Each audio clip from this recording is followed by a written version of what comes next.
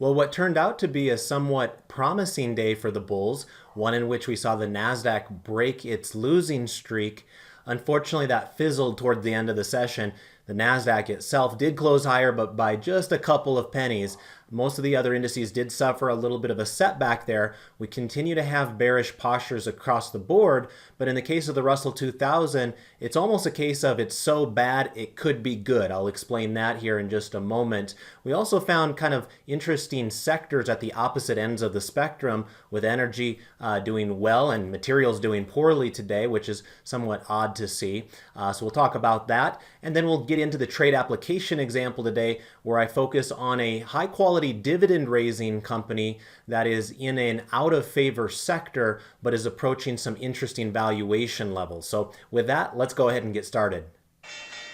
Welcome to the Market Outlook video presented by MarketScholars.com. I'm your host, Brandon Van Zee. It's October 9th, 2018. For those of you that are new, first of all, welcome aboard. We're grateful to have you in our audience tonight. Remember, you can subscribe to our YouTube channel, and while you're there, check out our description area where you can sign up for our email distribution list. That'll entitle you to be notified whenever these videos are available, and also let you know which stocks are giving you overbought and oversold cluster signals in the S&P 500. In addition to YouTube, we're also heavy users of Twitter. I would encourage you to follow me at Brandon Van Zee is my handle. Also, I'd encourage you to click like and retweet on our Market Outlook related tweets if you do get value out of these on a daily basis. We're also on Facebook. We have a group established there. You're welcome to join us by going to the web address you see embedded in the logo in front of you. So with that, let's go ahead and dive into the analysis of the markets. And as you can see, I do have chart 4B pulled up in front of us for those of you that are premium market scholars, subscribers that want to follow along with the presentation. Remember, just look up at that pink label in the upper left-hand corner. So this is chart 4B. This will give us a good sense of what's happening using the market forecast technical indicator that you can find over at Thinkorswim or TD Ameritrade and can be applied to a variety of your charts. The way that we've set them up here in this particular chart setup is we've basically taken a look at the four major equity markets here in the United States side by side by side. These are all 3-month daily candle charts. And the way that you kind of read these is that when you see a background color that is pink, it means you have a bearish posture. When you see you have a background color that is green, then it means that you're bullish. Now, there are various degrees of green and pink as well that you'll want to be aware of, but the one thing that I do want to point out as we get started here is that all four of our indices here have what would be known as bearish postures using the intermediate term line.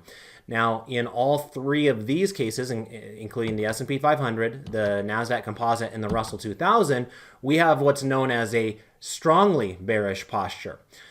In the case of the Dow Jones up here, you'll see that that is a slightly lighter color of pink right there. And so it tells us that we do have a bearish posture. It's just not to the point of being a strongly bearish posture. And I think that makes some sense as well. As you look at these four different charts, one of the things that likely catches your eye is the fact that the Dow Jones is the only index that remains above a rising moving average. Remember, the colors of the moving average itself also represent kind of some interpretation as well. So when we have the green moving average, as we do here with the Dow Jones, it just means that price is above a rising, in this case, 30-day moving average.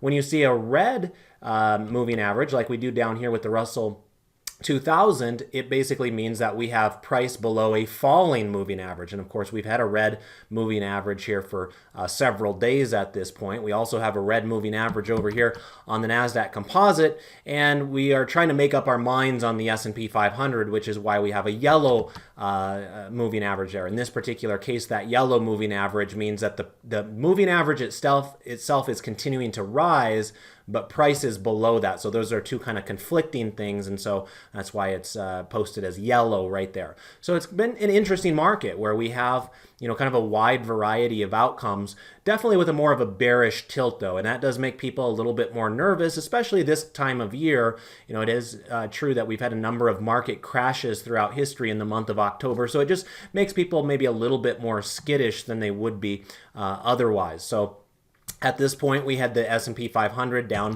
0.14% today. The Dow Jones was down 0.21% today. The NASDAQ, as I mentioned before, was the lone bright spot where we were actually up, and we did break that 3-day losing streak right there. But sadly, we were only up 0.03% by the end of the day. You can see that long upper shadow there on that candle. That's not necessarily a bullish sign, despite the fact that we did have a positive result at the end of the day. It just basically means that at one point on an intraday basis, the bulls were in a little bit more control and pushing the market higher, but by the end of the day, the bears started to regain control again and push the closing price way back down to some of the lowest levels of the entire session. Now, I also mentioned in the intro that the Russell 2000 was so bad that it's almost good. And what I meant by that is you will notice something different appearing for the very first time here on the Russell 2000. In fact, as you look at all four of these charts in the last 3 months, this is the first example of what we call an oversold cluster signal on the board, and it occurs here with the Russell 2000. So let me right click on the chart and then kind of come in here to maximize sell, so that way you guys can see this a little bit more clearly. Now what that is identifying is a time period where we have the blue, the red, and the green lines all closing below what we call the lower reversal zone on the same day. So that lower reversal zone, specifically on the market forecast indicator, is at the 20 level. So make sure you're aware of that. Remember, there are some other indicators out there where 25 represents the lower reversal level. In the case of the market forecast, it's 20.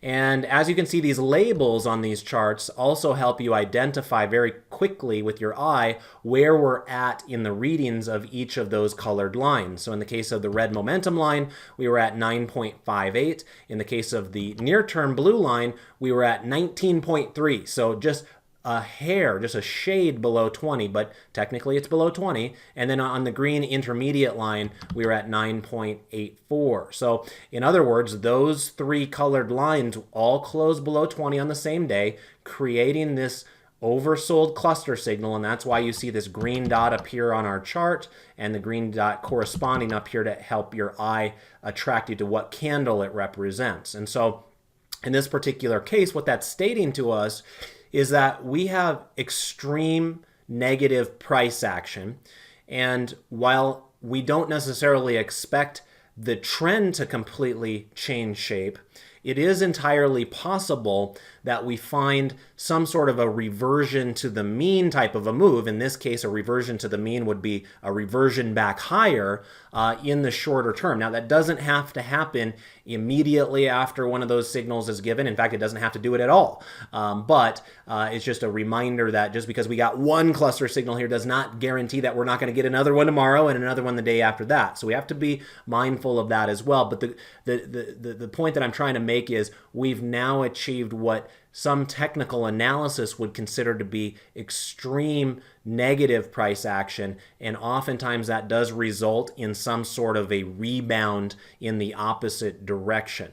One other thing I'll share with you just briefly is I have conducted some studies on the market forecast cluster signals in the past.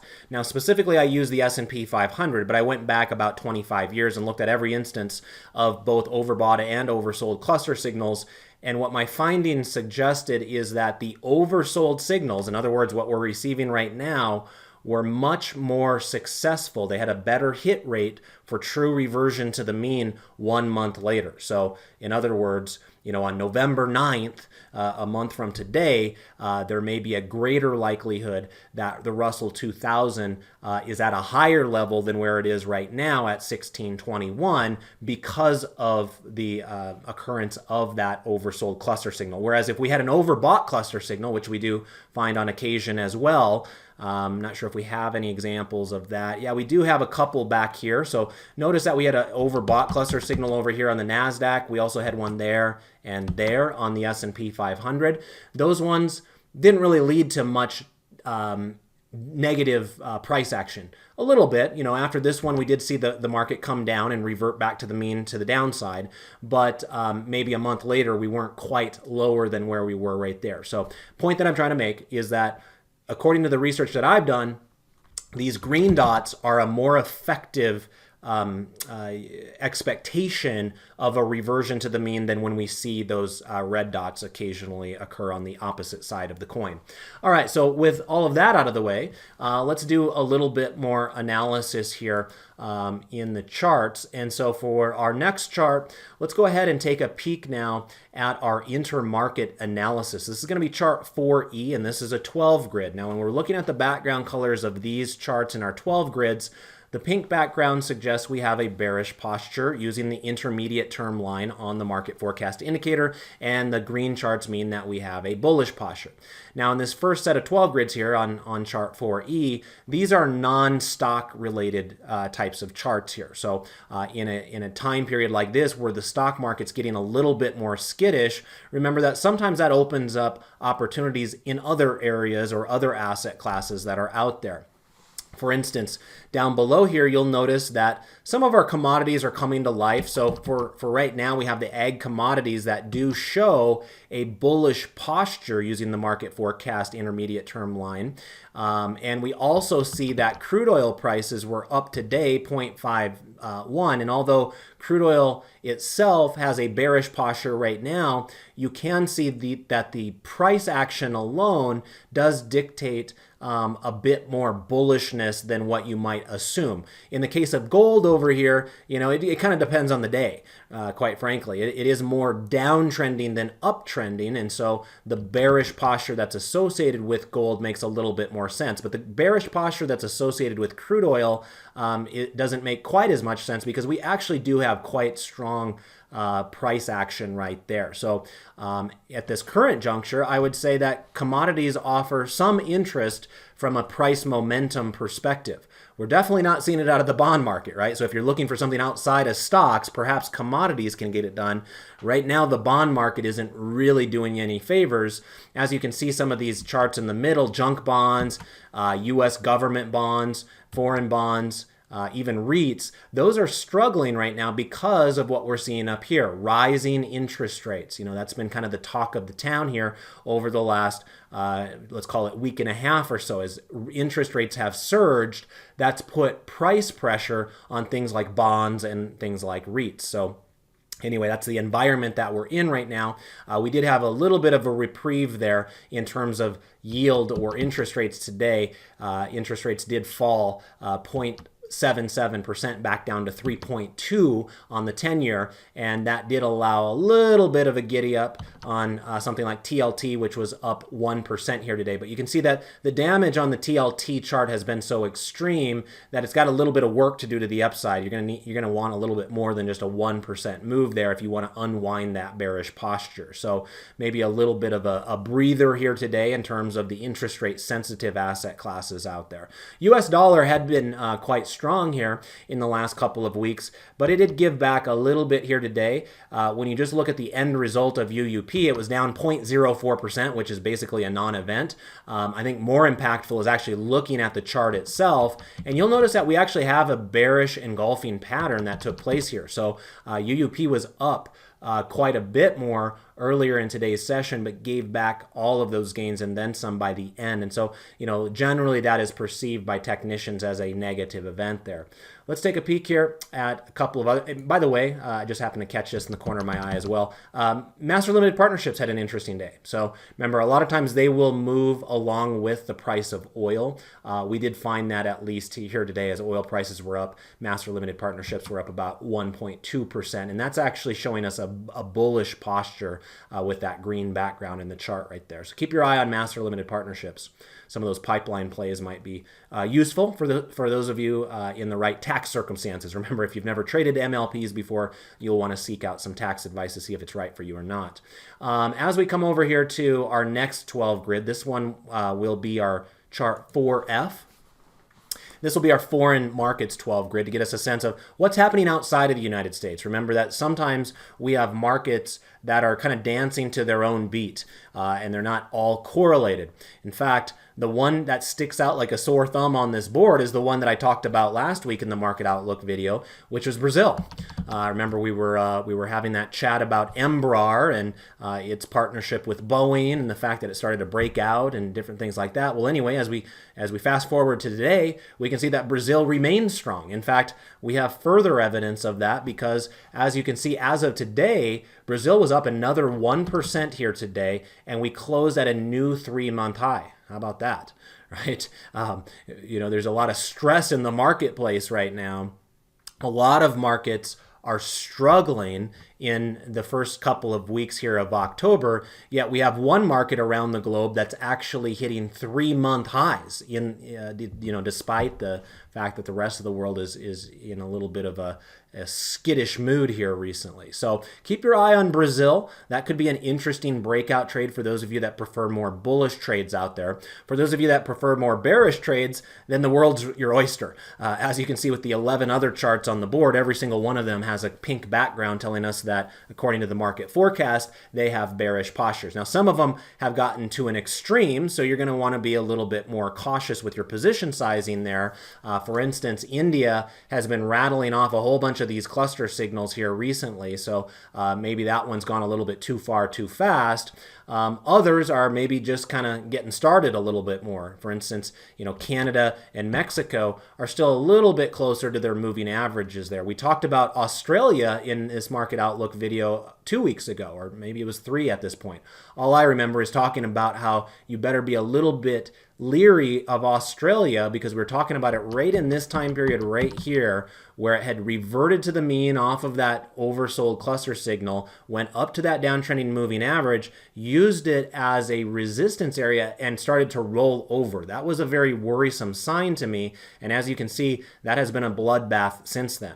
Now, since that's occurred, we did receive another oversold cluster signal here, so we want to be mindful of that as well. But as I can tell right now with the information we have in front of us, it looks like it has lower highs and lower lows. And therefore, even if we do get some sort of a quick reversion to the mean type of a move higher on Australia, my assumption is that the path of least resistance continues to be to the downside. There's other ugly looking markets out there as well. Notice that Germany actually touched a 3-month low today. So you've got Brazil touching 3-month highs. You've got Germany touching 3-month lows. Down below here, you have South Africa. It did put in an oversold cluster signal here a couple of days ago, and today's price action was constructive there, up 1% on South Africa. So maybe there's another day or two of upside action there, but kind of similar to Australia. Right now, there's a very well-defined pattern of lower highs and lower lows on this particular chart. So we've got to be a little bit careful there. As we looked at this previous oversold cluster signal over here, we got that reversion to the mean that you would have hoped for had you been kind of playing that. Well, it topped out. Unfortunately, it did not breach previous high levels, so we continued that pathway of lower highs and lower lows. It went down with this candle, breached a new low below this low. It reverted to the mean back up here again, but yet did not cross or breach this prior resistance level up here, went down again and hit a new low, and then put in this new oversold cluster signal. Now it's possible that we get another one of these reversion to the means like we saw back over here and we saw back over here. But until the highs in South Africa get up and above this candle at a minimum here on September 26th, then we assume that the pattern of lower highs and lower lows continues. So just be a little bit more careful on South Africa, or be quick to get in and get out with any profits that might present themselves along the way. Let's take a look at our U.S. sectors 12 grid now. This will be chart 4G. And as we look at this, we have more pink charts here. So it's a reminder that most sectors in the United States have a bearish tilt to them right now from a posture perspective. No surprise there. Remember, the S&P 500 itself has a bearish posture, so most sectors and industries and stocks that make up the S&P 500 likely also have bearish posture. So all that makes sense. But just because most of them do does not mean all of them do. Notice that there are some little elements of green that's on the board. We have the financials that have a big week. Remember, we've got some massive earnings announcements coming out this week. I believe Wells Fargo, JP Morgan, Citigroup, PNC Bank have some earnings coming out this week. So the banks kind of are the new official kickoff to an earnings season. Remember, in the old days, it used to be Alcoa when it used to be in the Dow, but Alcoa kind of split itself up and it's less relevant these days. So these days, you kind of think of the banks as kicking off the earnings parade, and that's this week. And so we'll see what the banks are doing in this environment where we saw most of their quarter a flattening of the yield curve itself, which is not necessarily a good thing for their business model. So brace yourself there. It's possible we get downside action. On the other hand, maybe their CEOs and CFOs will come out on the conference calls and say, yes, it's true, our profits were squeezed last quarter, but we see good things on the horizon. So it's what makes earnings season fun. You never know what's exactly going to happen, but you at least have some ideas going into it, the environment that they're in. So right now, with this bounce back that the XLF itself has had over the last week or so, it has changed that posture back to bullish at the current time. As we look at some of the other charts out there, you will see that a couple of the defensive areas at the bottom. So you've got your staples and you got your utilities that also have bullish postures at this current juncture. Utilities have been surprisingly strong, especially in the face of rising interest rates. And like I've been kind of telling some of my students here in classes the last couple of days. Of course, Mondays is when I teach my top-down trend trading class where we talk about sector rotation. It's been interesting to me to see the utilities do as well as they have with rising interest rates, and it just gives you the sense that the market right now is seeking out the perceived safety and the defensive nature of utilities and is willing to kind of forget about the interest rate sensitivity of that group right now. So utilities are actually getting close to 3-month highs as it stands right here. Staples have a little bit more work to do, but then energy. Take a peek at energy here. It's been a workhorse. Let me quickly come over here to the internet. I wanted to show you the sector selector. Remember, this is put together on Friday evening, so this would be 2 trading days old at this point, but it can still give us a good feel for what's going on sector rotation-wise. Notice that energy, which is kind of represented by this blue peg here on my graph, it has really been surging in my rankings recently. Remember, I'm ranking these sectors on an equal weighted basis on 10 different metrics. So it's not just one random thing I'm pulling out of a hat. So it's pretty comprehensive from that perspective. Well, energy, which was a lagging area here in August, has really rebounded strongly in the ranking system. Now notice that materials is way down here, ranked number 8.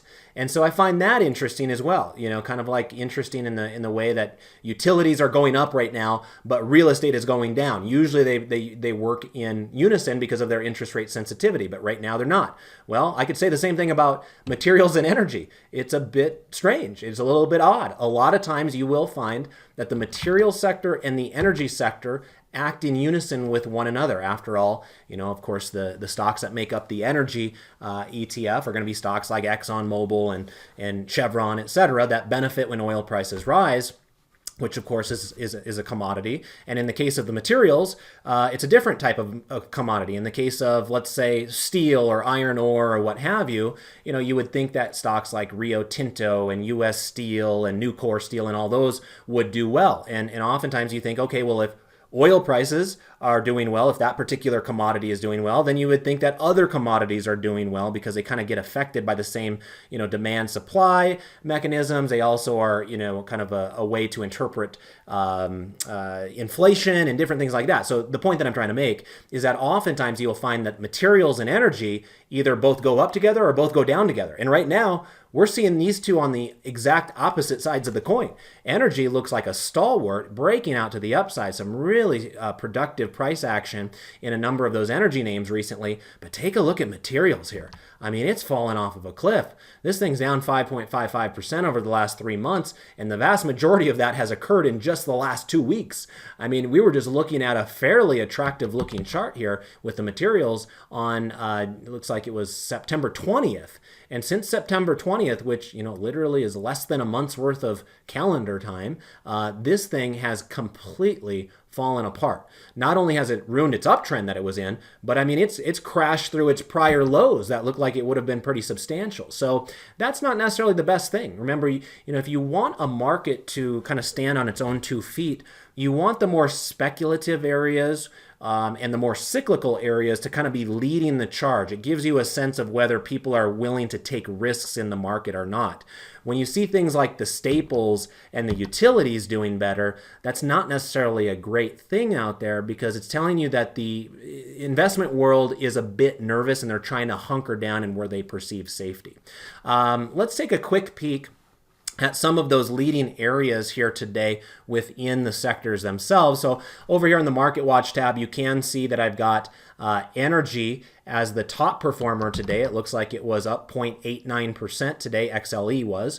And on the downside, we do have the materials, 3.32. So not only do the charts from a 3-month perspective look completely opposite from one another, but just even today alone, they're on the opposite ends of the spectrum. So let's see which stocks within those groups were kind of moving a little bit more so than others. Let's start with energy on the upside.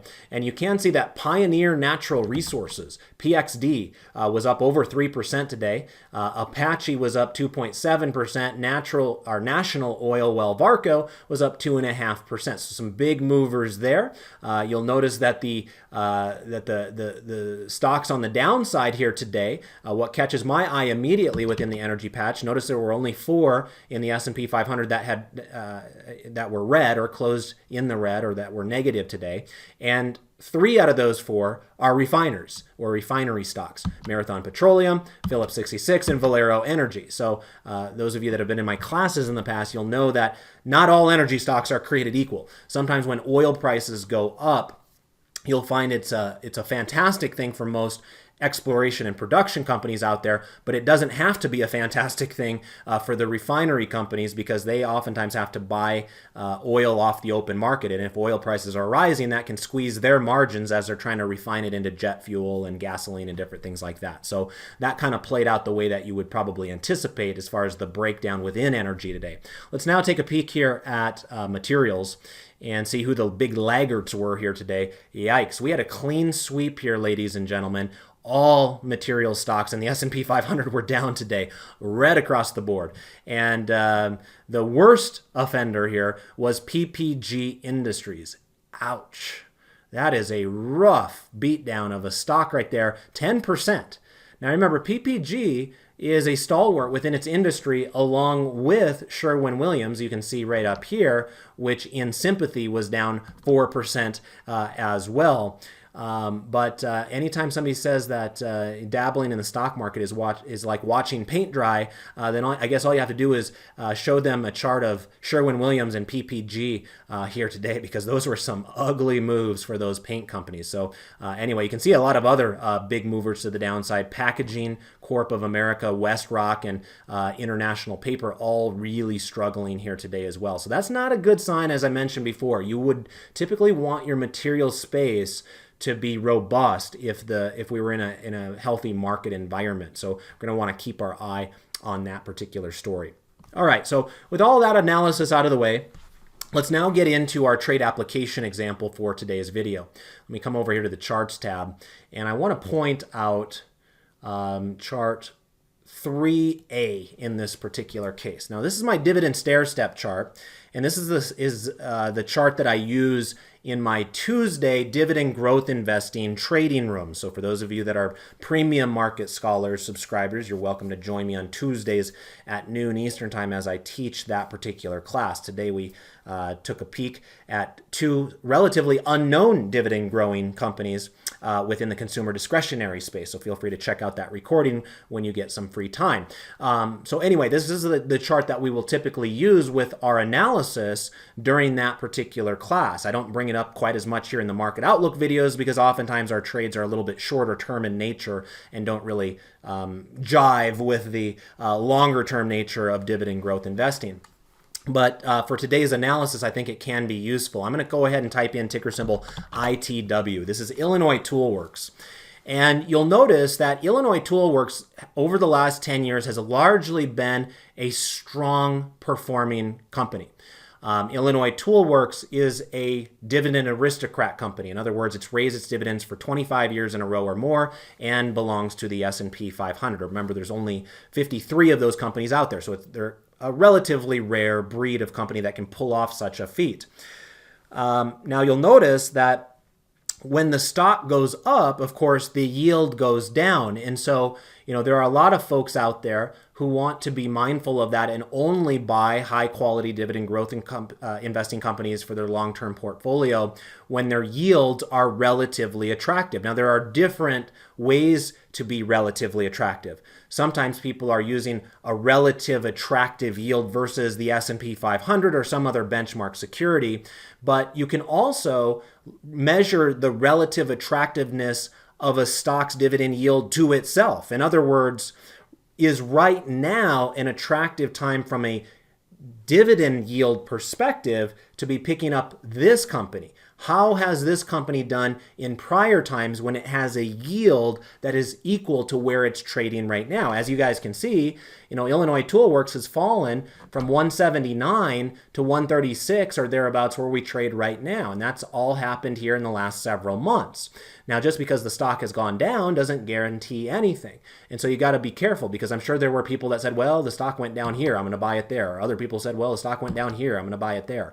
So what we like to do in my dividend growth classes is look at where previous investors would have done well to purchase a stock at a certain yield level. And so that's what some of these different dividend stair step lines on the chart mean.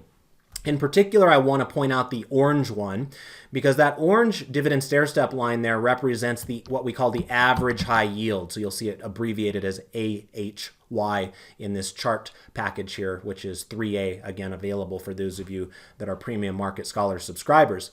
And what it is basically telling us is what price does the stock need to be, in this case it says $129.87, if it were to obtain what we call our average high yield. In this case, for Illinois Toolworks specifically, if you could buy it with a yield of 3.08%, that is generally viewed as an attractive level to be buying that particular stock. And so that's what's being plotted on this chart.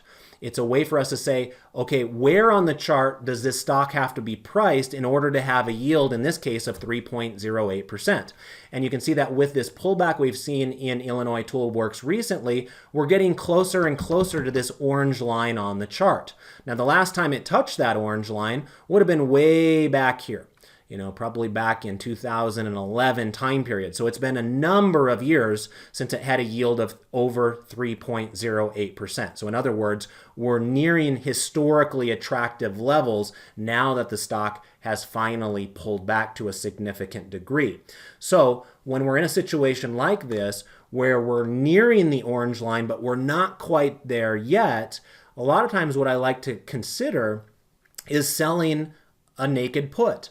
Now, when you're selling a put, as most of you are aware, it's a way for you to attempt to buy the stock at a discount. In other words, you might not be willing to buy Illinois Toolworks right here at $136, but perhaps you would be willing to buy it at $129.87, or whatever your reasoning is to buy a stock at whatever level. You don't have to use this as the reason you buy a stock, but the idea behind selling a put is it's a way to say, yeah, I'm willing to buy the stock at a lower price even if I'm not willing to buy it at this current price. And in return for my willingness to buy it at a lower price, I will receive a premium, a credit up front here today for that willingness. So let me come on over here to the trade tab and show you that if we go out to the November contracts with 38 days until expiration, now one thing I will warn you of, we are in earnings season right now. So for those of you that do not have the faith in Illinois Toolworks, and it's not something that you consider to be a good fit for your long-term portfolio, you likely will want to pass on this trade idea. Because remember, an earnings announcement can mean anything. A stock could go up 10% overnight, or it could go down 10% overnight. So when you're selling puts, that represents a bit of a risk for those of you that are not especially convinced in your own mind that you actually want to own the company. So for those of you that want to own Illinois Toolworks, it probably wouldn't affect you. For those of you that don't want to own Illinois Toolworks, then this is probably not an ideal trade for you. But as we come over here to the November contracts, notice that the $130 strike, you would probably be able to get about $1.75 for it right now. The last traded price here earlier today was $1.71, but you can see the midpoint between the bid and the ask would be $1.75. So that's where we'll assume where we can get filled. Again, since we do these videos at night, we have no idea how the stock market will open the next morning, so there's a chance that it doesn't get filled. But right now we make the assumption that we can get filled at that mid price. Well, if we take 130, which is the strike price, and subtract out $1.75, which would be our break-even price in this particular case, that would mean that if we were put this security, our break-even price on that trade would be $128.25. Now, you should note that $128.25 is less than $129.87. So in other words, if you are put that security, you would be attaining this company at an equivalent price of below this orange line, or an attractive yield of 3.08%. So let me come back over here to the trade tab, and we will place that trade. So I'm going to go ahead and click on that, and there it is. I'm just going to do one contract in this particular case. I will put it in at 175 to try to get filled right there at that midpoint first thing in the morning. So go ahead and place that in, confirm and send, and off we go. We'll see if we can get filled on that particular trade tomorrow. All right, well, I want to thank you for joining me here this evening. It's always a pleasure to go to work for you. Remember, these markets have been skittish. This is a more difficult time of year for that as well in October, where there's just a little bit more folks that are concerned about the way that the market dynamics are kind of unfolding in front of us. So this is a market environment where we've seen people get a little bit more defensive with their portfolios, perhaps going over towards some of those better performing areas like commodities. There's a couple handfuls of areas of the market that are starting to improve. You know, for instance, we noticed Brazil and master limited partnerships in tonight's video are starting to show some signs of life there as well. But otherwise, you know, have your buy list ready. Those of you that are long-term investors might find something that pops into your radar here now that prices are pulling back to more attractive levels. So with that, I want to wish you all the best with your trades and your investments. Goodbye for now.